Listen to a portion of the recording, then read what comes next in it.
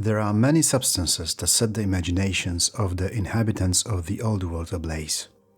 More than one person has lost their head over gold, while others lose themselves in all manner of intoxicants.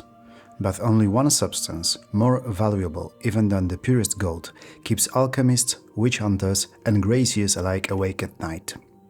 Hi, I'm Werner from the Tlakaelel channel, where we dive deep into the Warhammer Fantasy lore. Today we are going to take a closer look, while of course observing all appropriate precautions, at a substance with potentially limitless applications, but one that also carries with it an equally limitless number of dangers. I am speaking, of course, of Warpstone. Weirdstone, Blackstone, Seerstone, Ibn Ikat, Mage Gold, Godstone, Tangduras. Warpstone.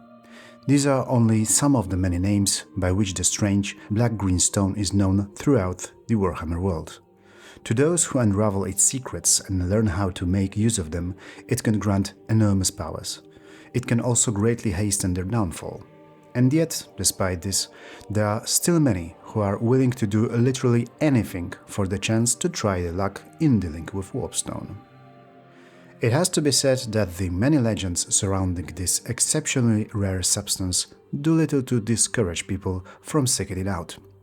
According to tales that became particularly widespread in the lands of the present-day Empire after a Warpstone meteorite destroyed Mordheim, the mysterious magical stones found by daring adventurers among the city's ruins were said to possess the power to heal the sick, restore sight to the blind, greatly accelerate the growth of plants, and even bring the dead back to life.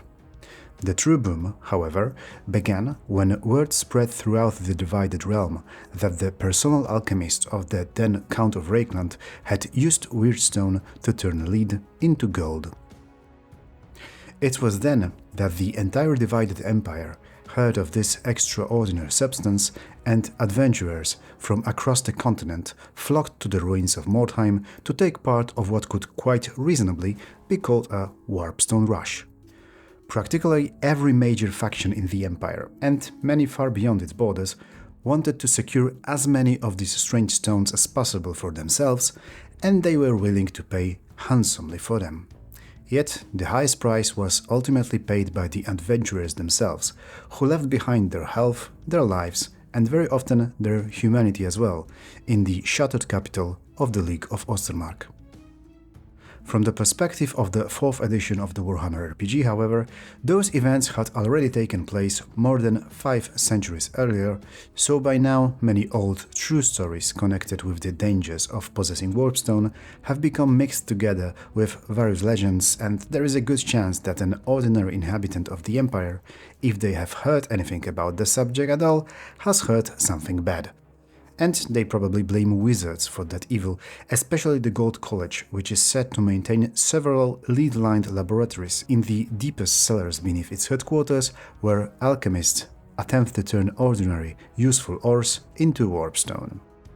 The connection between Warpstone and magic and between Warpstone and wizards does indeed exist, although it is much more complicated than a simple, if not downright simplistic, chain of associations: wizards, Warpstone, evil. One could, after all, say that Warpstone is crystallized magical energy, although such a short definition requires a longer explanation. Although raw Warpstone looks like a hard, crystalline substance possessing its own mass, dimensions and density, it is not made of any known element or material. It has no smell and seems slightly warm to the touch. The largest known specimen ever found weighed around 150 pounds, but no one managed to examine it closely, because within a few days of its discovery it melted its way through the floor and cellar and sank into the earth. The expeditions sent to recover it never returned. No one knows exactly how Warpstone is formed, but among human scholars of the subject, of whom there are not that many, the most widespread theory is that Warpstone forms in places where magical energy flowing from the north or south towards Ulthuan remains still long enough to solidify and crystallize into raw essence of magic. It is therefore the result of the physical world and the immaterium merging, which makes it an extremely dangerous substance. The moment Warpstone manifests in the real world is only the beginning of the trouble.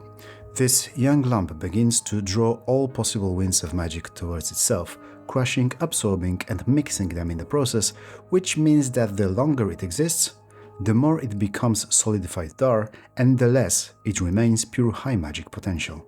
As a result, the older a fragment of Warpstone is, the less inclined it will be to spontaneously cause miracles, and the more inclined it will be to cause mutations and other negative effects. For precisely this reason, the Gold College considers any Warpstone that has spent any amount of time in the real world to already be tainted and dangerous. Descriptions of individual fragments of Warpstone may differ from one another, but it is often described as a substance resembling obsidian, glowing with a faint green light that reflects from its glassy surface and refracts within its depths. Though sometimes it is described as a rock that seems to absorb light, surrounded by a black-green sinister glow. In my opinion, such differences in appearance may result precisely from the age of a given specimen. Depending on their age, location or size, individual chunks of Warpstone may manifest differently to those gifted with witch sight. Often, the winds of magic swirl around the crystals, falling towards the surface somewhat like an accretion disk around a black hole, but some wizards claim that the rock blinds them, while others say it dazes them or causes other forms of impairment to magical perception. The danger of Warpstone does not stem solely from the fact that it effectively generates a localized and crystallized source of dar, although that is of course also true, but perhaps above all from the fact that within this substance all the winds of magic temporarily manifest in the physical world in such a way that any conscious being can see them, touch them, which is however a very bad idea, and we will get to it in a moment, but worse still, make use of their potential simply by concentrating on it and thinking about doing so. In addition, the magic concentrated within such a fragment seeps into its immediate surroundings, causing them, over time, to become a true well of dar. This saturation manifests itself in the form of various spontaneous mutations, distortions of reality, nightmares coming true, the emergence of psychosis, and the manifestation of other random and supernatural phenomena. As a result, the influence of the physical presence of Warpstone does not differ all that much from the effects of using dark magic, except that those effects are far more long-lasting and even more severe. As one might expect, these are precisely the properties that also make it a substance so highly sought after by all manner of magic users looking for ways to increase their power regardless of the cost. Apart from all kinds of sorcerers, Skaven, who use it to power their strange devices, dark elves and chaos cultists, Warpstone is particularly eagerly sought after by necromancers and vampires. According to Manfred von Karstein, for necromancers, it is an ideal substance because it is crystallized etheric energy that does not require any additional contact with the winds of magic in order to function, and therefore constitutes an ideal source of energy. This would correspond neatly with the approach of the lore masters of Hoeth, who theorize that Warpstone was first created by the Old Ones as a source of energy for their magical devices, such as the portals they used to travel between worlds. When the Great Catastrophe occurred, this unlimited source of energy was torn from its place between the material and immaterial worlds. This, in turn, seems to connect beautifully with the fact that every so often a Warpstone meteorite can fall upon the Warhammer world, while many are convinced that Morsleep, the very strangely behaving smaller of the two moons orbiting the planet, is made entirely of this substance. And much seems to indicate that this is true. But meteorite impacts are not the only source of this rare substance. Because it crystallizes in places that have been saturated with magic for a long time, it can also originate in places that we do not usually think of in such terms, even though logically they should be sources of it. One such example is the Hexerbezirk in Altdorf, where it forms beneath the buildings of the Colleges of Magic. These small crystals are later washed out by underground waters and carried into waterways and sewers of the capital, where some enterprising magic users, and Skaven of course, try to pan them out like flakes of gold. These crystals are, of course, also the reason why the sewers of Aldorf are inhabited by all manner of mutated creatures. Another strange place where Warpstone might crystallize is Middenheim. Admittedly, unlike the example of the Hexerbezirk, I have not found this described explicitly in the lore, but it would seem that various dead ends in the stone tunnels carrying streams of gur towards the sacred flame of Ulrich on the Vorschlag could be precisely the sort of places where Warpstone might also crystallize.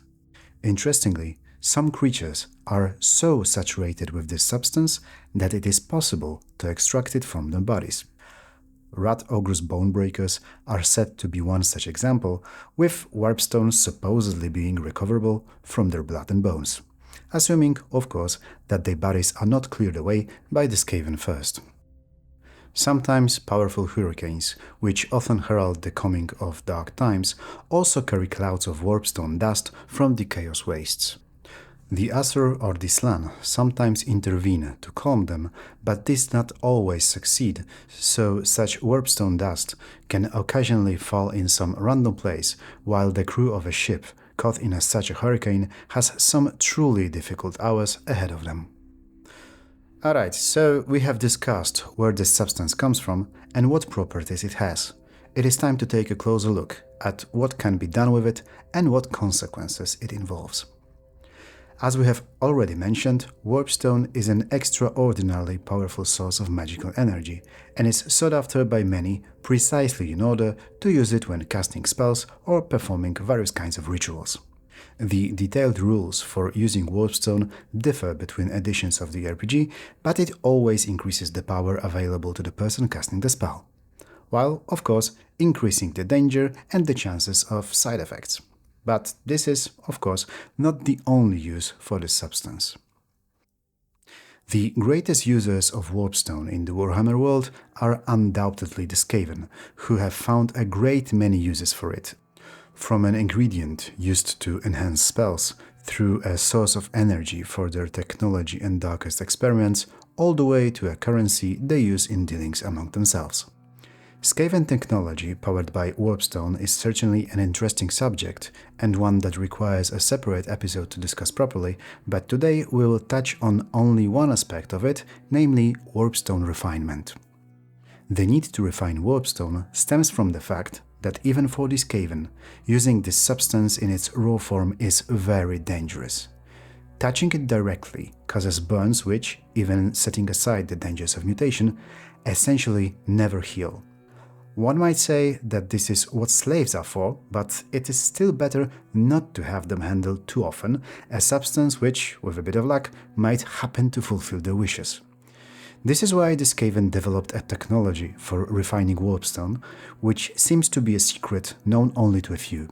Refined Warpstone, at least in the first edition of the RPG, was said to reassemble small dark crystals that devour light and glow purple in the light of more sleep. In this form, it was less dangerous to the user and caused mutation only when it entered the bloodstream directly. Refined Warpstone is also said to be used to make Warpstone tokens, which Grey Seers and Warlock engineers use to enhance their abilities. The Skaven also use powdered Warpstone for this purpose, which is described, rather curiously, as a white powder. The descriptions in the second edition are somewhat unclear as to whether they grind raw or refined Warpstone for this purpose, but at least to me, they suggest that it is rather the safer, already stabilized version of the substance. That does not mean, however, that other beings in the Warhammer world have not consumed powdered raw Warpstone. Nagash, for example, did so during his exile beneath Cripple Peak, but one does not need to be the great necromancer himself to sample this substance. In the lore, one can find examples of it being used to poison sources of drinking water for cities, to poison specific individuals, to sell strengthening elixirs prepared from powdered Warpstone, in this particular case the liquid turned greenish, or even to make a dental filling containing a small piece of the substance. Warpstone can also be used as an additive in various metal alloys, changing their properties. Such experiments are also carried out mainly by the Skaven, but the use of the substance is not unknown to the Chaos Dwarves either. For example, during the Storm of Chaos, Middenheim was also besieged with the aid of a cannon built by the Dawizar. One of its cannonballs remained lodged in the city for a long time after the fighting had ended, and for some time there was no real way to remove it from the crater that had been sealed off from the rest of the city because strange, mutated plants grew around it with leaves like hands, faces in their flowers, and poisonous thorns. The authorities burned these plants away with fire from time to time, but each time they grew back. All of this suggests that some kind of a warpstone alloy was used to cast this particular cannonball. Nor can it be said that the dwarves, the ones who still do worship the ancestor gods, who usually go to great lengths to avoid the substance they call Tengduras, never had an episode of their own involving warpstone. The legendary runesmith Alaric the Mad once used it to create an alloy capable of withstanding the power of his Master Rune of Ages. This was how the Nemesis crown was created, but, as it later turned out, using warpstone had not been such a good idea, and the true effect of the item was far removed from what had been intended. Those who come into direct contact with warpstone expose themselves to disease, madness, and mutation, while anyone who attempts to consume even small amounts of the substance condemns themselves to potentially catastrophic danger. Yet the world is full of beings willing to risk their souls in order to gain power. And although, in general, the effects of warpstone on living organisms may be different each time, it is after all crystallized magical energy, physicians living in the Warhammer world have already attempted to describe the symptoms and stages of warpstone sickness. Or at least one dwarf physician named Farin Northrid did, describing the way exposure to warpstone affected the miners from Karak Zulvor whom he treated. According to him, an hour of exposure to warpstone ore or dust resulted in dizziness, disorientation, nosebleeds, and sometimes problems with vision. The symptoms appeared 12 hours after the exposure and lasted no more than 3 days, after which no lasting changes could be seen in the patients and they returned to health. Longer exposure, lasting several hours, caused the symptoms of the first stage, which then subsided and gave way to short-lived euphoria. After about a week, however, strange pimples or polyps appeared on the patients' bodies. If they began to disappear after another week, the patient survived the illness and gradually returned to normal. If they did not, the disease entered its third stage. The third stage was also induced by exposure to warpstone lasting more than a day. In such a case, the patient went through the first and second stages and then immediately into the third. In the third stage, these minor changes turned into mutations, and Northri found no way to prevent this. I mentioned the above more as a curiosity because the description is taken from the Second Apocrypha, a sourcebook for the first edition of Warhammer RPG, and since then the corruption mechanics have differed depending on which edition you are using. But what is interesting here is just how strongly the effects of warpstone were once modeled on radiation sickness, to which the description above is a clear reference. At this point, a logical question arises. If this substance is so dangerous, how can it be transported or stored?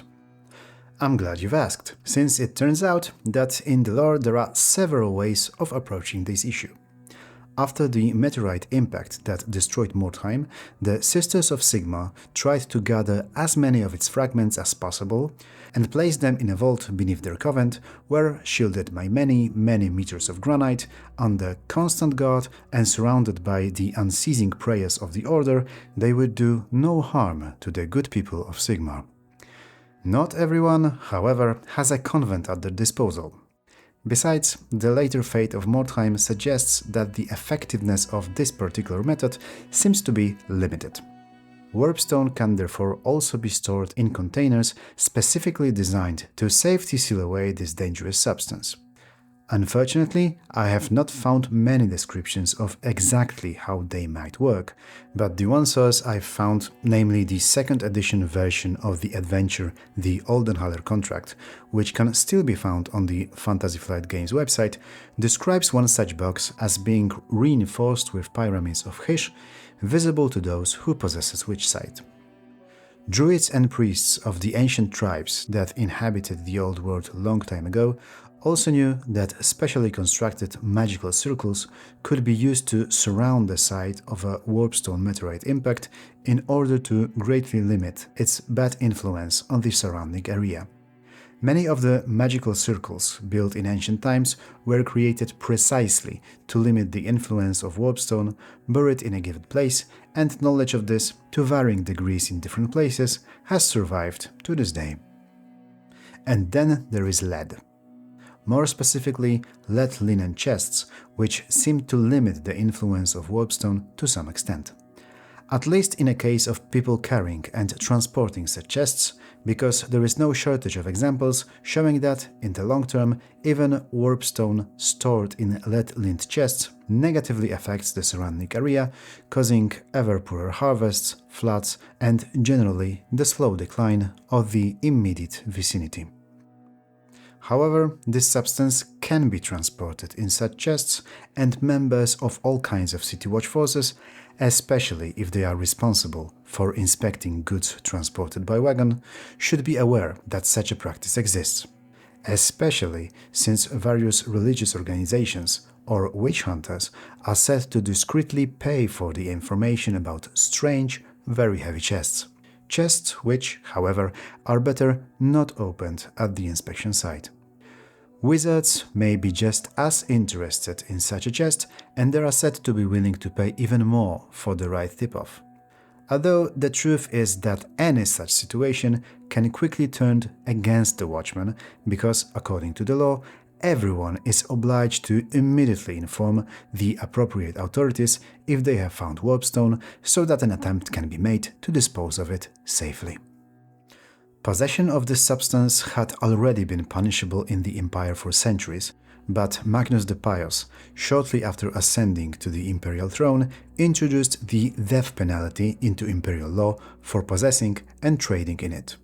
Although the fact that various organizations pay for information about suspicious chests shows that such chests are still being transported and that someone is still buying their contents.